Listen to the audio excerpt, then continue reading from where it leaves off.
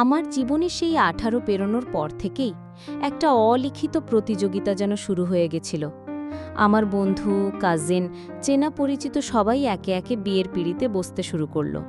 প্রথমে একজন, তারপর দুজন, তারপর তো যেন বন্যার মতো খবর আসতে থাকলো। অমুকের বিয়ে ঠিক হয়েছে, তমুকের কোল আলো করে বাচ্চা এসেছে।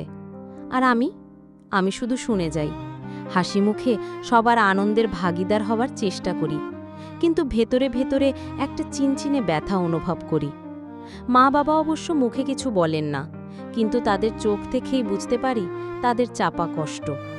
কোনো অনুষ্ঠানে গেলে যখন সবাই আমার দিকে একরকম সহানুভূতি মেশানো দৃষ্টিতে তাকায় বা আড়ালে ফিসফিস করে কিছু বলে, তখন মনে হয় যেন আমি সমাজের সব ভুল ধারণার প্রতিচ্ছবি। অনেকেই সরাসরি জিজ্ঞেস করে বসে, কিরে নবনীতা, তোর কিছু হচ্ছে না? বয়স তো কম হলো না? তাদের কথায় যেন কোনো অন্যায় দেখি না, তারা স্বাভাবিকভাবেই জানতে চায়, কিন্তু আমার জন্য প্রশ্নগুলো তীরের ফলার মতো বিঁধে যায়। আমি কি উত্তর দেব? বলবো কি আমার রং কালো বলে কেউ পছন্দ করে না? নাকি বলবো আমি নিজেও জানি না আমার নিয়তিতে কি লেখা আছে? মাঝে মাঝে ইচ্ছে করে চিৎকার করে বলি, আমারও তো মন আছে, আমারও তো স্বপ্ন আছে, শুধু গায়ের রং দেখি কি মানুষ বিচার্য? কিন্তু বলতে পারি না। এই সমাজের অদৃষ্ট প্রাচীরটা আমাকে টানা দমিয়ে রাখে। আমি হাসি মুখে বলি, সময় হয়নি এখনো, অথবা লেখাপড়াটা শেষ করি আগে।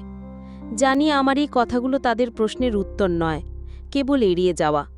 আর এভাবেই সমাজের চোখে, তাদের সহানুভূতি দৃষ্টিতে আমি যেন আরও ছোট হয়ে যাই। আমার ভরা যৌবন নিয়ে একাকিত্ব আর অপ্রাপ্তির বোঝাটা যেন দিন দিন আরও ভারী হয়ে ওঠে। নবনীতার এই নীরব কষ্ট আর সমাজের চাপ কি তাকে তার স্বপ্নের পথ থেকে বিচ্যুত করবে, নাকি সে খুঁজে পাবে নতুন কোনো দিশা? জানতে চোখ রাখুন পরবর্তী পর্বে। আমাদের চ্যানেলটি সাবস্ক্রাইব করে আমাদের সাথেই থাকুন।